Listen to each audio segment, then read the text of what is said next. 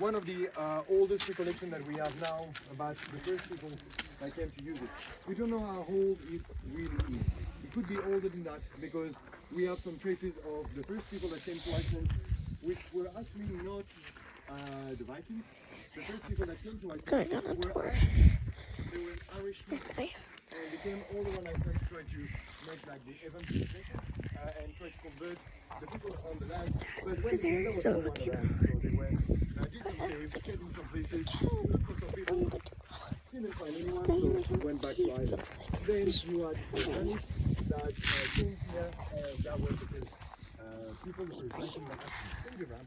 And this place was actually Look at our view. at this time, well, at least not that we know of, but we have the oldest recollection around 450 years ago by shepherds in here.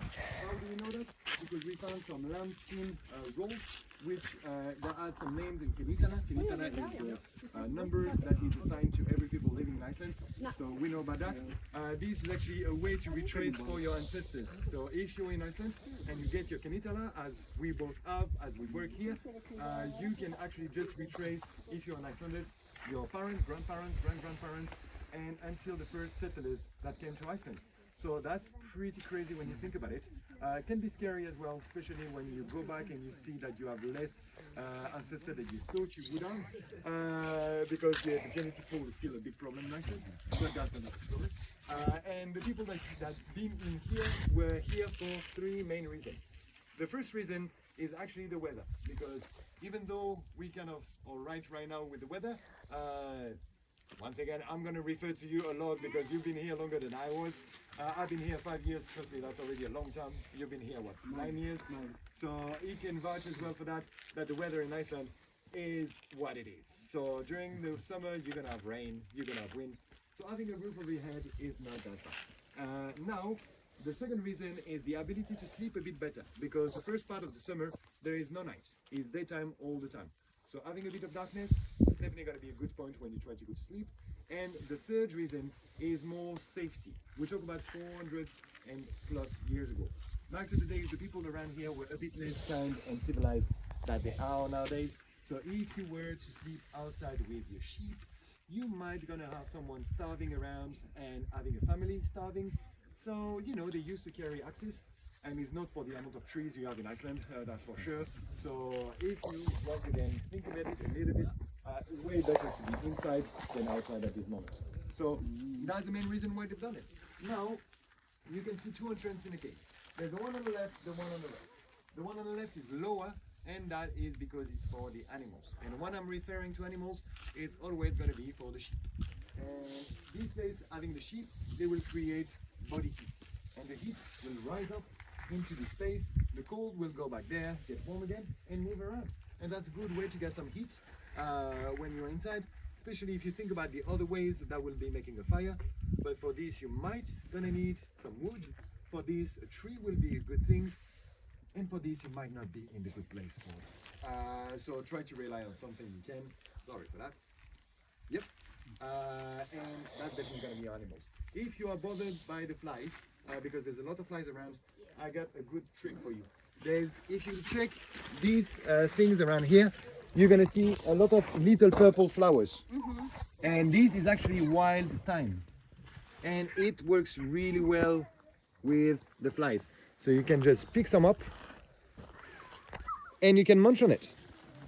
So if you want to try some wild thyme in Iceland, feel free to. And that works really well for the flies. It doesn't gonna take the flies away from you, but they will taste much better. That I can guarantee. So at least if you want to give it a shot, feel free to help yourself in there. That is not bad. That is, they use it mainly with the lamb when they actually flavor the lamb. That's gonna be the spice of choice.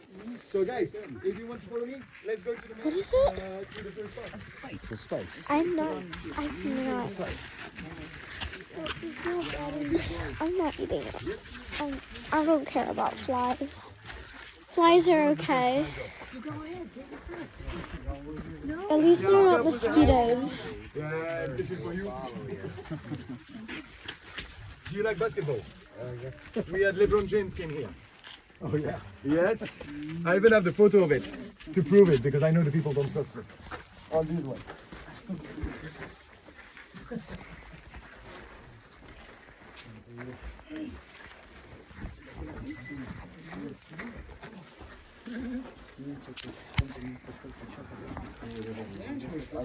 right. Feel free to have a seat, guys. The animals are dead. It shouldn't be a problem. Here's the sheep. So you came here 5 years ago. You said Yeah, well that 2021. The setting is a little bit different. Now it's the long table, a bit different, but the place is still the same in the other hall. This is the place where the animals used to be. So welcome to the barn, and you can still see the hall over there, which link this place to the other cave. That's as well the passageway to go from one area to the other. In here, there used to be another hall, but the wall collapsed in the late 70s, so they had to be patched up. So now it's all blocked, but it used to be the other hole around here for the air to pass in between the two areas and warm up the other side. Now this place was used by shepherds for the most part of the time that we know it's been used for. So for around 350 years, it was only a place used during the summer.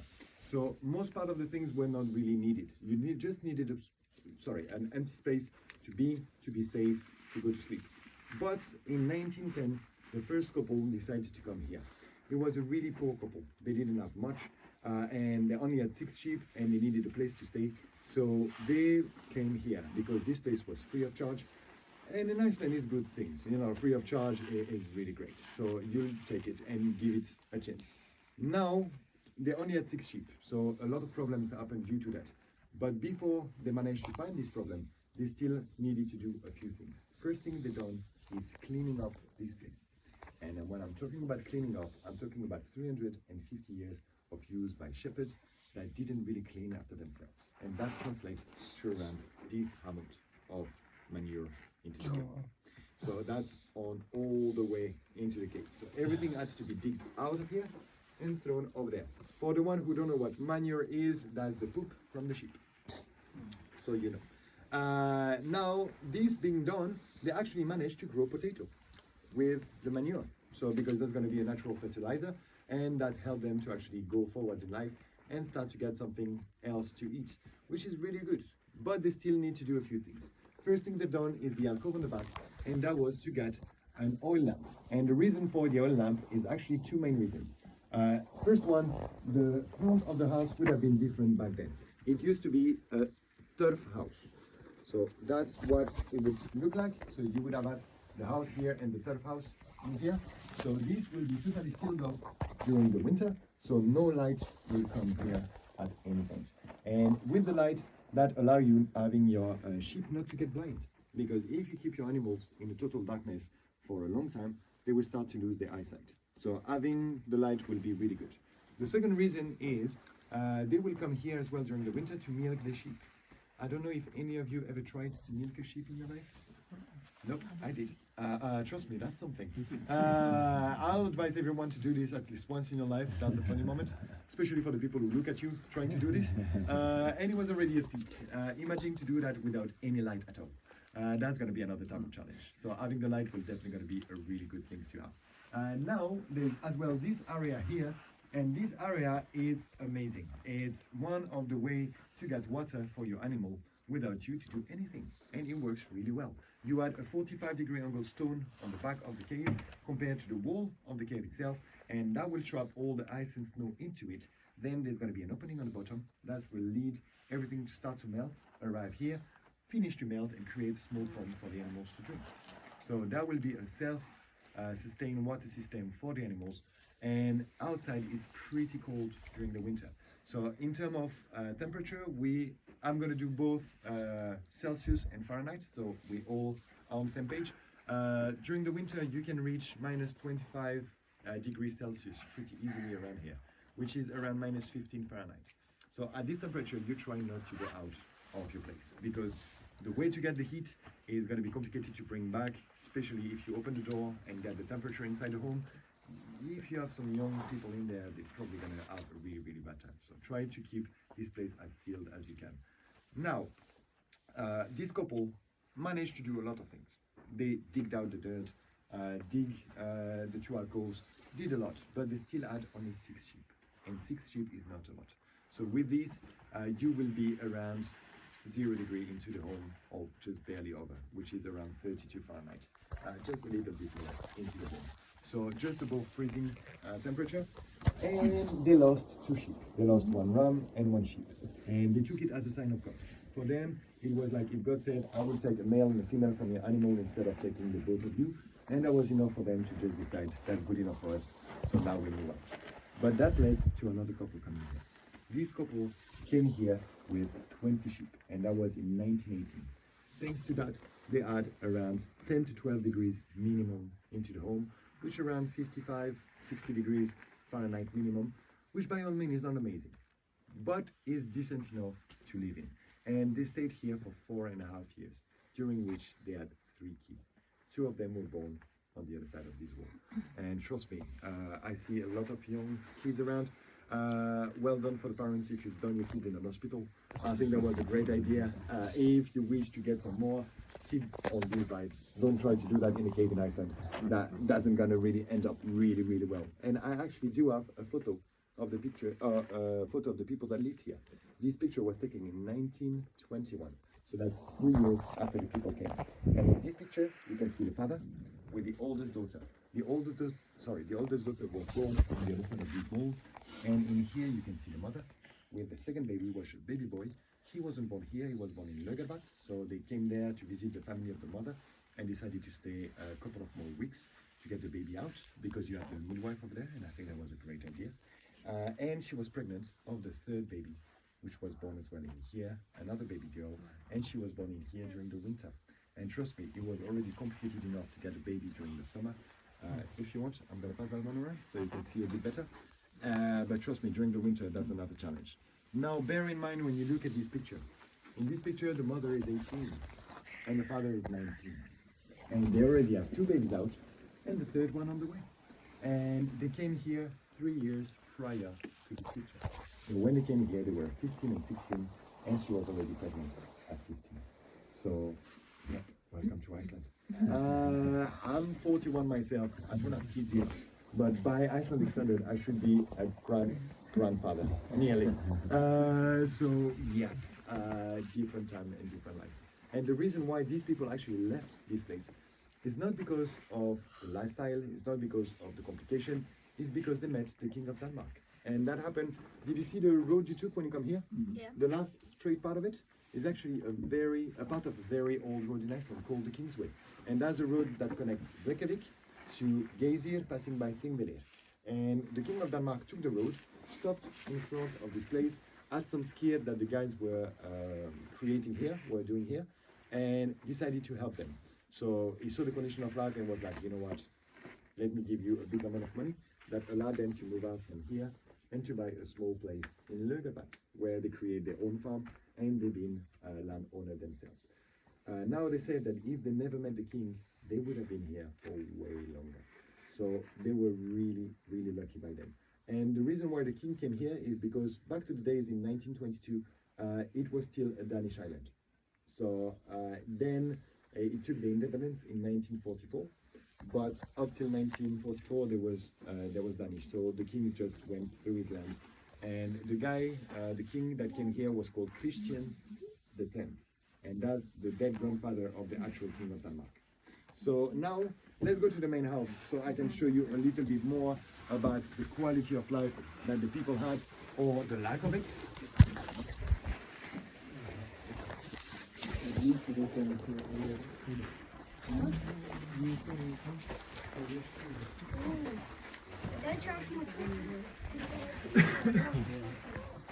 It's crazy.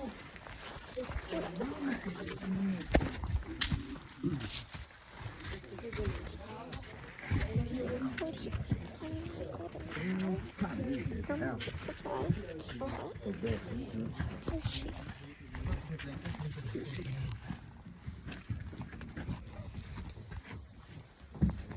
Oh, no, don't worry, you can play with it. It's actually what is meant to be. You.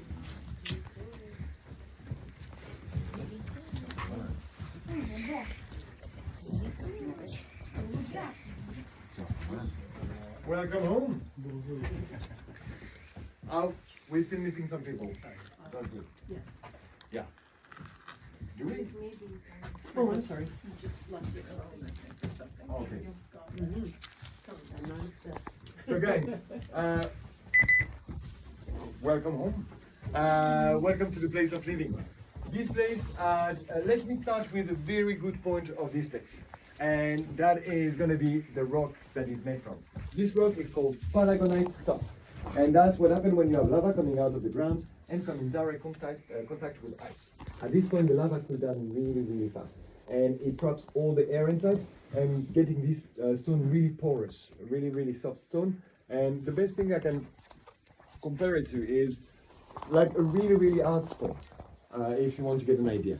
And that is amazing during the winter because the heat kind of fades through the stone, melts the ice and snow from the top, then the water is absorbed by the stone and all of it ready leave it here where then the water is going to drop into the barrel.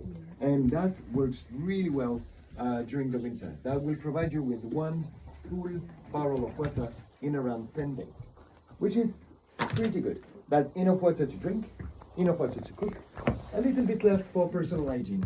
Not so much, but really good. So, you know, put your priorities straight. Now you can see the pot on the ground, the white one. That's roughly the quantity of water to clean yourself and your family. But you didn't have toilet paper as well, so you will need to use some of it. So that's going to be even less just to clean yourself.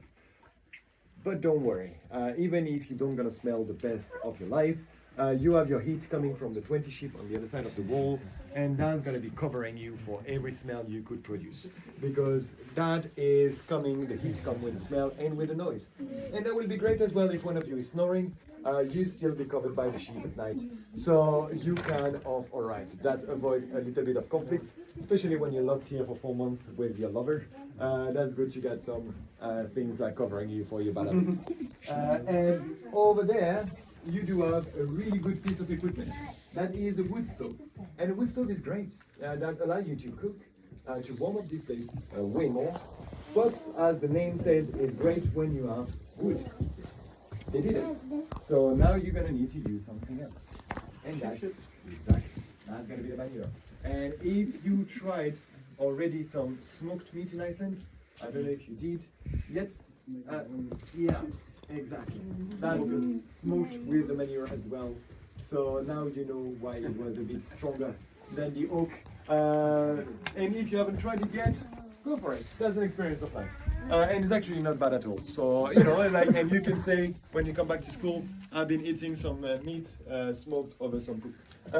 Which I don't know if that's gonna make you famous, but that's definitely gonna be something. It's gonna make you for famous.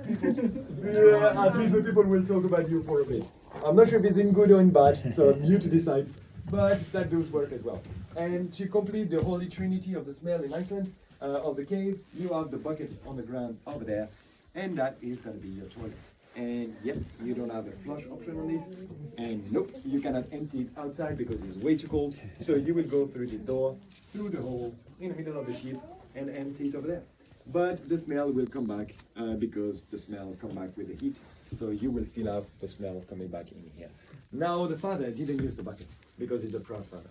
And he doesn't want his kids to remember him squatting butt naked on a bucket, which I can understand. So he was going directly with the sheep and prefer getting headbutted by the sheep when he released himself than seen by his kids. I'm not judging the guy for it. He came at 16 with a 15-year-old pregnant girl. Probably gonna judge him much more for that than anything else. But I got my view on this. I probably would have gone behind the wall, close the door, do what I had to do, then empty the bucket. But who am I to judge? I'm just a French guy, like doing a tour, so I didn't live through that. Maybe the sheep were like bringing some warmth, but trust me, the first sheep that headbutt me, I will rename it Toilet Pepper from now on. That will be my style, but that is me, myself, and I. So, hello, good. You're good. So, in here at my feet, we actually do have a really, really good things around because you have to be locked here during the winter, and if you have kids, you're probably gonna need your kids to get something to do. And that is gonna be there. That's gonna be the kids' toys. So you have your game on your phone, pretty good, but I'm sure you would have preferred to play with bones. Am I correct? You can send me to my country. It's all right. I will not be against that.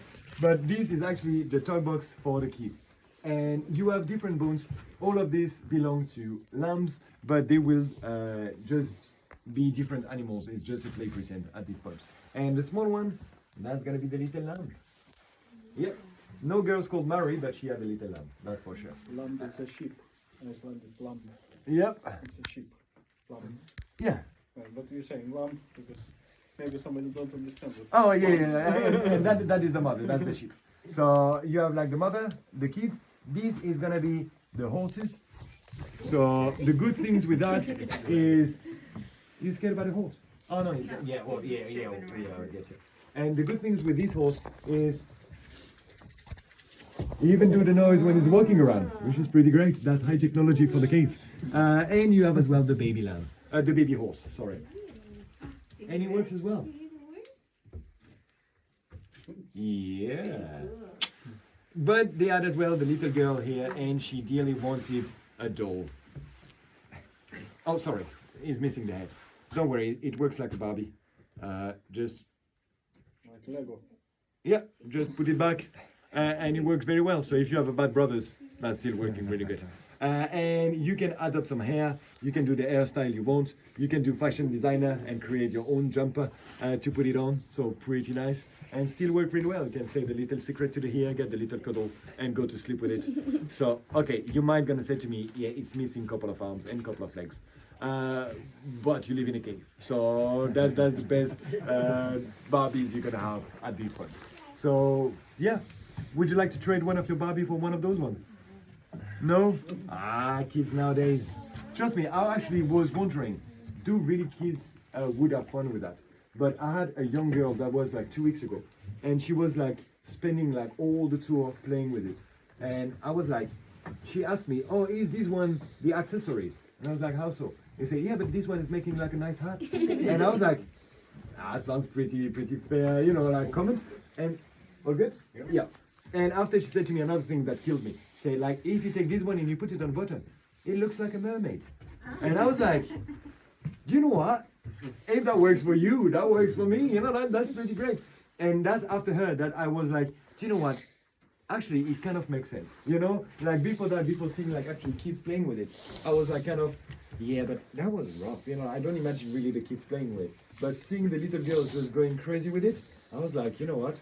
That actually do work. And that's really humbling when you think about all the new technology we have nowadays, all the newer things we have. We live in a really good world. It's like, if internet goes down for half an hour, you're good. Trust me, you could have lived here. Trust me, like you can take a shower and you are your own privacy, like with this magical water coming out of the wall. You have a flush button on your toilet which make everything disappear, which is crazy. It's amazing. Your heater doesn't do bang every 2 minutes, nor bringing you all the stench into the home, which is pretty damn great. And at this point, I'm just telling you a quick story. We are toward the end of the tour, so I'm going to tell you a really quick story. That's the birth of the last baby that was born here. And you have to imagine at this point an 18-year-old girl laying down in this bed. She was still a kid. She's 18, and she's already on the third baby. Now the baby's coming out, and no one is here to help because outside there's a snowstorm. It's this amount of snow. It's really cold, and you just have only your husband here to help you, the 19-year-old farmer, which he managed to get the job, get the baby out. But no any epidural, no any painkillers. The only thing she had is lamb skin rolled around, shoved into the mouth so she can bite on something. So not the funniest birth at all, but that doesn't end here. The baby came out, so far so good, but at this point the placenta didn't come out. And that is a big problem, because if you don't get rid of the placenta, mom is not going to be here forever. So you need to sort that out.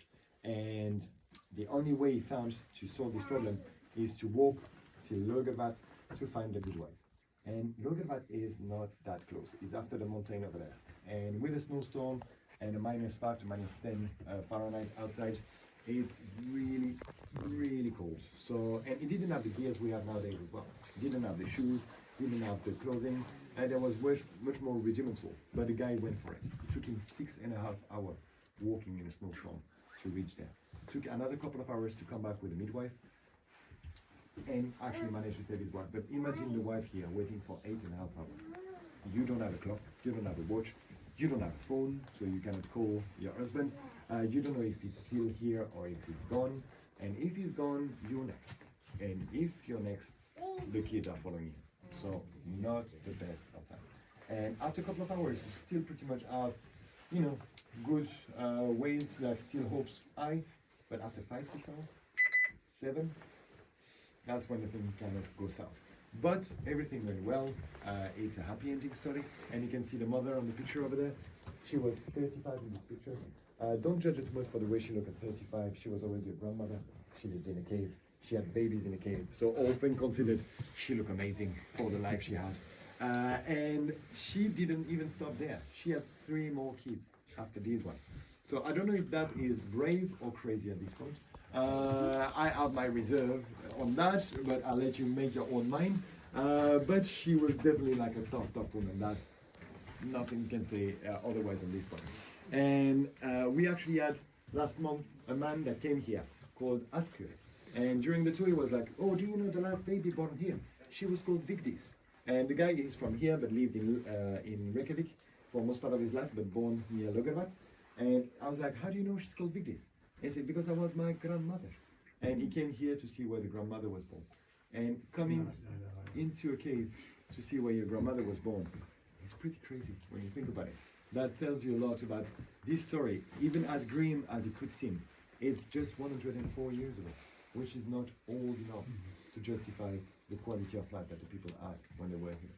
And just to end up this tour in a bit lighter note, you can see a lot of her shape and name engraved all around the cave. That's actually from the 50s till the 70s. And this place was known under another name. It was called the Lover's Cave. And that's when you had the young 15, 16 years old couple that love each other very, very, very much. But the family don't love very, very much the fact that they are together. So they will come here during the summer, they will consume the love and come back with a little surprise for the family. And it was a pretty great spot to do that. Not for the hygiene, not for the comfort, but if you look by the window, you can see an angry father coming from very, very far away. So if you guys and you're not supposed to be here, that's your call to leave this place, run and hide yourself in the mountain. And you might gonna save a few teeth, because we know Icelandic guys, they tend to be really nice up till a point, but trust me, I think if you come here with their 14 years old daughter, they might not be the nicest guy around, and Icelandic are tougher than they look.